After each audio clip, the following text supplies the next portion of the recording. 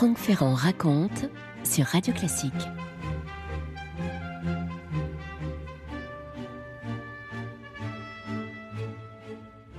Nous sommes dans le Paris libertin, licencieux des années 1760, celui qui a servi de cadre aux liaisons dangereuses de Coderlo de Laclos.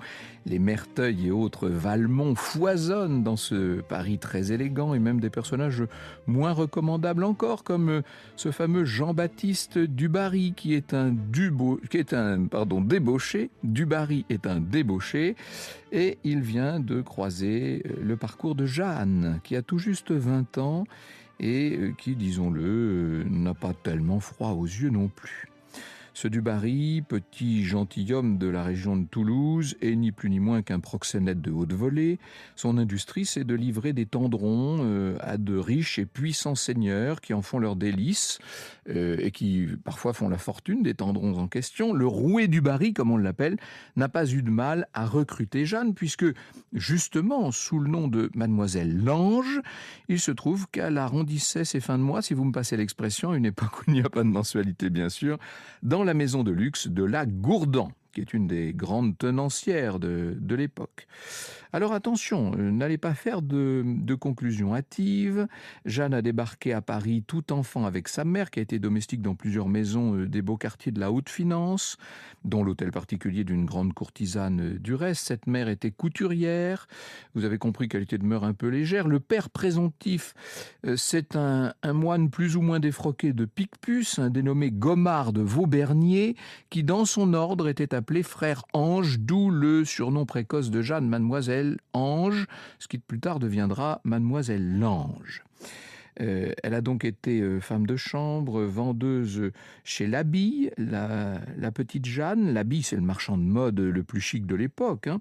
En même temps, c'est un vivier de barbons fortunés en quête de jeunesse pas trop farouche. Bref, de fil en aiguille, si j'ose dire, Jeanne a vu beaucoup de hautes personnalités, des personnages de haut rang, et elle a loué ses charmes, disons-le, notamment, entre autres, au maréchal-duc de Richelieu, un des plus grands personnages de la cour, premier gentilhomme de la chambre du roi, s'il vous plaît, ce duc de Richelieu qui est une sorte de Casanova français. C'est un vieux bonhomme assez gentil finalement, avec son phare, il faut l'imaginer, le visage très blanc parce qu'il est toujours fardé, poudré, couvert de ces grandes décorations, vous imaginez, duc et père, maréchal de France, que sais-je encore. Il se fait appeler Papa Maréchal, tout le monde le trouve gentil, surtout Jeanne.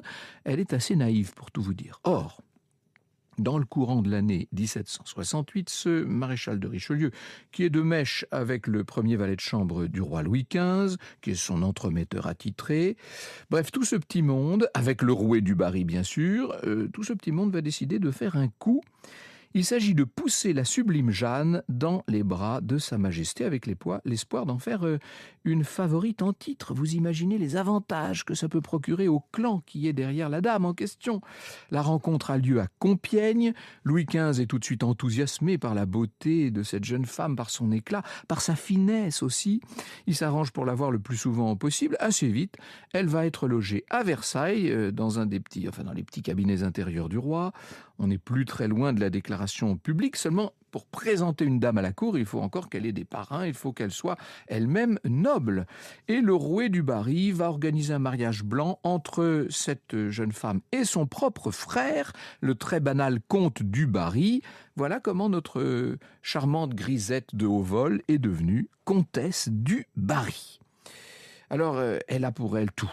La jeunesse, la beauté, l'expérience, vous l'avez compris. Louis XV, qui à l'époque a quasiment 60 ans, se voit rajeuni d'une certaine manière par cette déesse qui le comble de joie. Louis XV s'attache à ce point à Madame Dubarry, puisque c'est ainsi qu'il faut désormais l'appeler, parce qu'elle est par ailleurs une femme d'une grande bonté. Oui, ce roi qui n'a jamais connu ses parents, vous savez, ils sont morts alors qu'il avait 2 ans, ce roi qui a toujours eu besoin d'une confidente qui sache le materner, ça a été bien sûr la duchesse de Ventadour, puis la comtesse de Toulouse, qui était sa tante par alliance, et puis pendant 20 ans, sa grande amie, Madame de Pompadour. Ce souverain qui se sentait seul depuis son enfance a trouvé dans cette jeune femme douce, aimante, bienveillante, exactement la confidente qu'il cherchait. N'en doutez plus, ce qui va faire le véritable succès de Jeanne auprès de Louis XV, c'est qu'elle a très bon cœur, enfin, jusqu'à un certain point.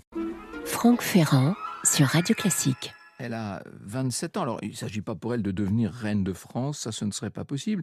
Le magistère qu'a exercé Madame de Pompadour pendant 20 ans, qui a été exercé avec autant d'intelligence, de culture que de stratégie par Madame de Pompadour, ce magistère-là, Jeanne va essayer de l'exercer par la beauté, la candeur et la bonté, on va dire. Alors, la beauté, elle est légendaire. Il suffit de voir les portraits de Drouet, de Dagoty, le fantastique buste de Pajou. Ça, c'est un chef-d'œuvre avec ce cou qui s'allonge.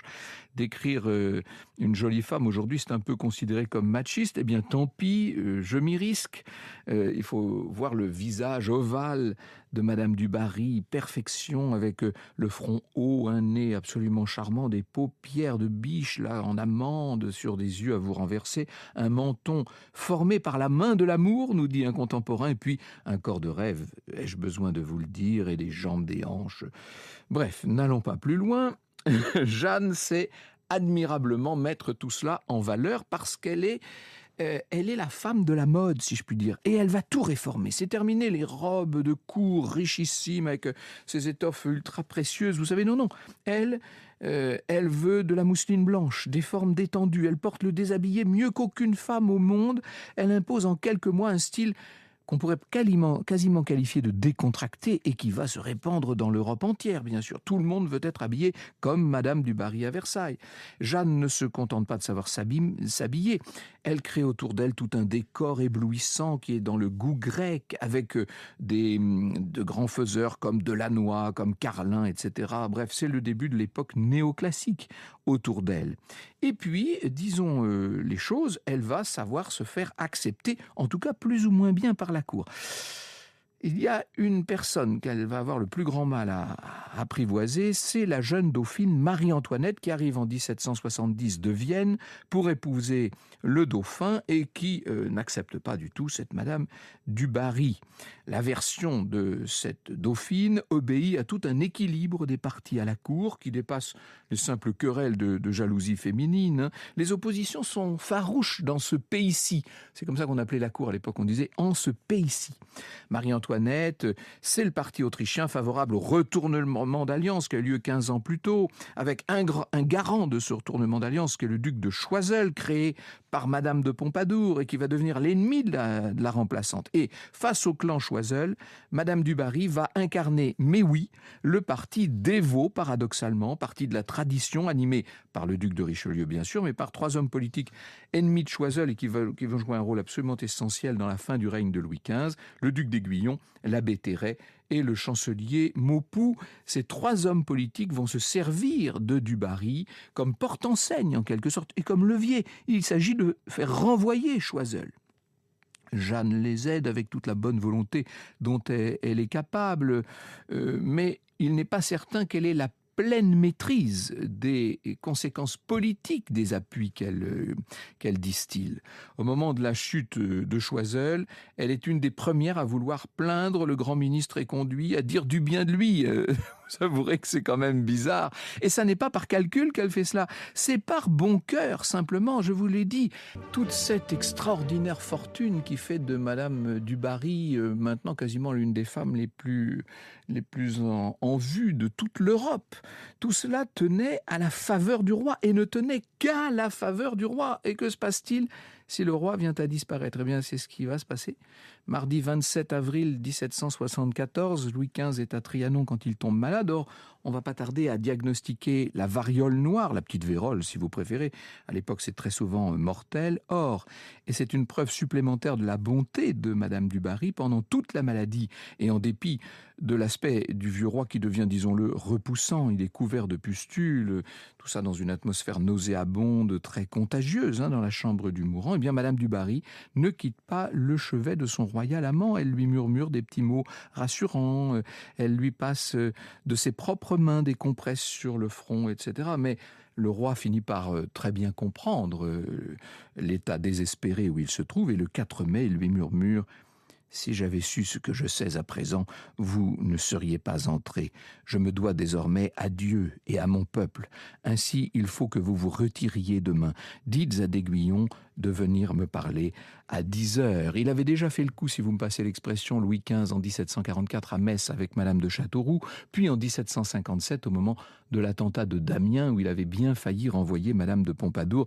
Et cette fois, il ne doit plus se consacrer qu'à Dieu, n'est-ce pas? Il a beaucoup à faire, il faut dire, pour préparer son salut, le roi Louis XV. Et voilà, l'heure est venue de quitter toutes les richesses, toutes les grandeurs. Dans le carrosse du duc d'Aiguillon s'éloigne celle qui a littéralement fait tourner la tête de Versailles pendant 4 ans. Elle va s'éloigner vers la propriété d'Aiguillon à Rueil. Et pendant plusieurs jours, les messagers font évidemment la navette entre Versailles et Rueil. Et le 6, on annonce un mieux dans l'état de santé du roi. Aussitôt, écoutez bien cela, les carrosses de la cour envahissent la cour du château de Rueil. C'est-à-dire que tous ces courtisans qui, comme par hasard, n'adressaient plus la parole à Madame du Barry, d'un seul coup, les revoilà, si je puis dire. Et puis ça y est, les nouvelles se dégradent, elles redeviennent mauvaises, très mauvaises. Et d'un seul coup, c'est comme la volée de moineaux, plus un seul carrosse à Rueil. Et Louis XV va s'éteindre le 10 mai 1774 au matin, vous le savez bien. Le 11, un messager du nouveau roi Louis XVI se présente à Rueil et il est porteur d'une lettre de cachet.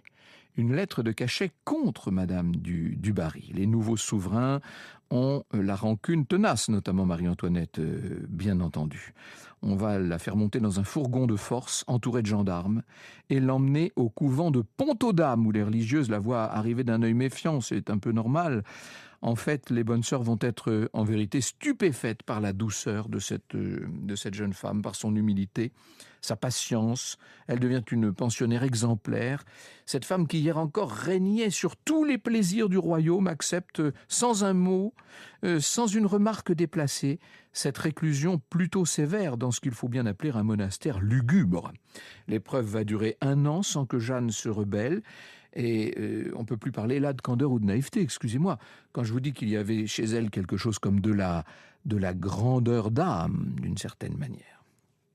Alors, et on repense au passage à son action politique, au moment du renvoi de Choiseul, du coup d'état d'Aiguillon, de l'accueil de la Dauphine, etc. Finalement, elle était peut-être un peu moins naïve que certains ne l'avaient estimé. En tout cas, Louis XVI est un peu désarmé par la contrition de Madame du Barry et écoutant sa propre gentillesse, il va finir par lever les sanctions qui frappaient la pauvre femme. Elle recouvre donc la liberté. Après un séjour au château de Saint-Vrain, elle va rentrer chez elle, à Lucienne, comme on disait à l'époque, à Louvciennes, comme nous disons nous maintenant. Louvciennes dont Louis XV lui avait d'ailleurs fait cadeau. Et très vite, les amis du temps de la faveur vont reprendre le chemin de Louvciennes. Mais pas seulement les amis, tous les courtisans viennent la voir et s'extasier de sa grandeur d'âme, de sa beauté. Madame du Barry n'a jamais été aussi belle, il faut le dire, qu'en ces années du règne de Louis XVI. Elle approche de la quarantaine, elle a gagné une espèce de majesté, de charme extraordinaire, un peu indéfinissable. Certains hôtes de marque de la monarchie finissante demandent d'ailleurs à lui rendre visite, et c'est le cas notamment de l'empereur d'Autriche en personne, le frère de Marie-Antoinette, Joseph II, qui vient rencontrer à Louvciennes, celle qui a été la dernière favorite du défunt roi Louis XV. On le voit se promener avec elle, il remonte comme ça du jardin. L'empereur tend son bras à Madame du Barry. Alors, elle connaît trop bien son étiquette pour ne pas hésiter à faire une telle entorse au protocole, mais l'empereur insiste. Enfin, Madame, ne faites point de difficultés, vraiment. La beauté est toujours reine. Elle est toujours reine jusqu'à un certain point. Si elle est si belle maintenant qu'elle approche de la quarantaine, Madame du Barry, c'est aussi parce qu'elle est amoureuse et c'est la première fois que ça lui arrive dans sa vie. L'élu de son cœur est une vieille connaissance puisque à Versailles, il était son voisin de palier. À l'époque, on l'appelait Monsieur de Cossé. Maintenant, son père est mort, il est devenu le duc de Brissac, gentilhomme de haute lignée, très belle allure, très grande vie. On mène grand train dans l'hôtel particulier du Faubourg Saint-Germain. Après tout, il est gouverneur de Paris, Monsieur de Brissac. Vous vous doutez qu'une femme comme Jeanne n'allait pas tomber dans les bras de Monsieur Tout-le-Monde, forcément. Alors on se dit, est-ce qu'elle est si candide qu'elle en a l'air ? Eh bien, Aussi bizarre que ça vous paraisse, moi je crois que oui. Je pense même qu'on doit pouvoir dire que sa bonté s'est renforcée avec le temps. Elle continue plus que jamais à trouver tout le monde intéressant, d'aider les démunis, parfois même des inconnus. Je vous donne un exemple. Au moment où Voltaire revient à Paris, vous savez, faire son espèce de visite d'adieu, si je puis dire. À l'époque, il ne le sait pas. Il est chez le marquis de Villette en 1770, sur ce qu'on appelle nous aujourd'hui le quai Voltaire. Eh bien, ce jour-là, le futur conventionnel Brissot est venu pour essayer de rencontrer Voltaire, qu'il admire infiniment, sauf que l'audience ne lui est pas accordée.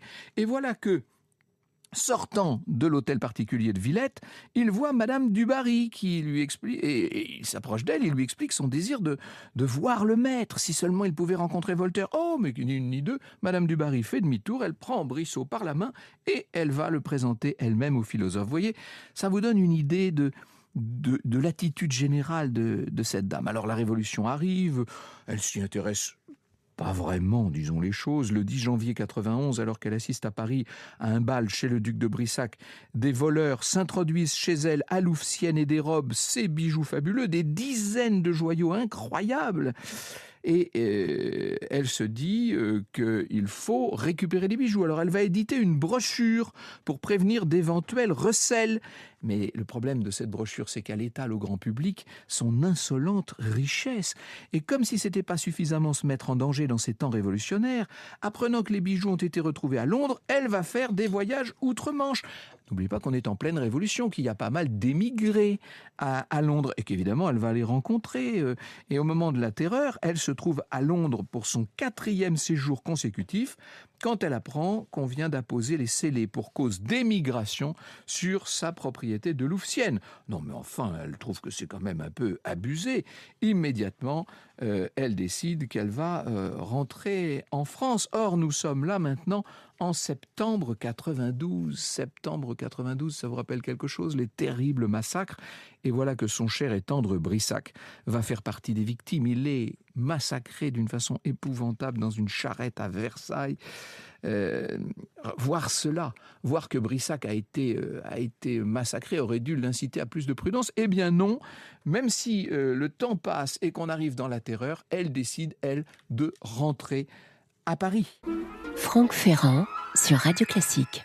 Et c'est là que, sous l'influence de quelques excités, dont un certain Grève, qui par haine gratuite ou intéressée, on ne peut pas vraiment dire, a juré sa perte, elle est arrêtée, inculpée. Il y a des témoignages contre elle. Il faudrait là prendre le temps d'évoquer Zamore, le petit serviteur de couleur, ramené des Indes par Richelieu, justement, ramené tout enfant, et qui l'avait servi pendant une grande partie de sa vie, qu'elle avait énormément soutenu, aidé d'ailleurs, et qui va la trahir d'une façon assez incroyable. Elle est maintenant à la prison Sainte-Pélagie. Un prêtre irlandais est parvenu à l'approcher à voix basse. Il lui propose de la sauver contre une somme d'argent qui servirait à soudoyer les geôliers. « Pouvez-vous sauver 2 personnes ?» demande-t-elle. « Ah non, madame, une seulement, dit-il. En ce cas, je donnerai un ordre sur mon banquier pour la somme nécessaire, mais j'aime mieux qu'à ma place, vous sauviez la duchesse de Mortemart. » Mais qui est cette duchesse de Mortemart qui mérite un pareil sacrifice? Eh bien, c'est la fille du très regretté Brissac, tout simplement. Alors on a dit, je sais qu'au pied de l'échafaud, Madame du Barry avait manqué de courage et de dignité, mais est-ce qu'on a dit seulement qu'on lui avait fait croire qu'au bout, elle allait sauver sa tête? Est-ce qu'on lui a dit que la malheureuse, jetée littéralement au loup, avait subi coup sur coup toutes les trahisons possibles, y compris de la part de ceux qui devaient la sauver? Non, bien sûr qu'on ne lui a pas dit, car si Jeanne a toujours été belle et candide et pleine de bonté, la plupart de ceux qui l'ont jugée se sont montrés, eux, assez méchants, je dois dire, et pleins d'arrière-pensée. Il me semble finalement que, dans sa terrible destinée, c'est somme toute ce qu'il y a de plus tragique.